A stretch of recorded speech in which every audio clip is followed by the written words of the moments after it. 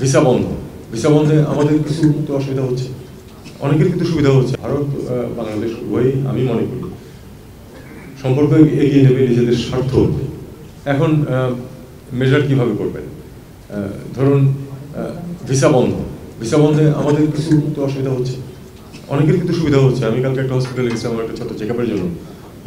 হসপিটালের সব সিট কিন্তু একদম ভর্তি, কারণ লোকজন ভারতে যেতে পারছে।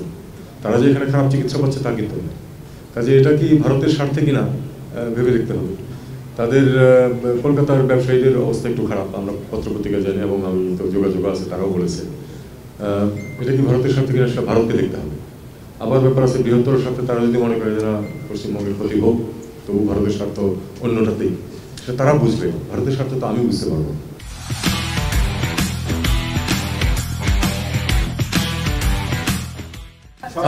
আমরা অবশ্যই সেটা চেষ্টা করছি এবং আরো প্ল্যান প্রোগ্রাম আছে সেটা কিভাবে মোকাবেলা করা।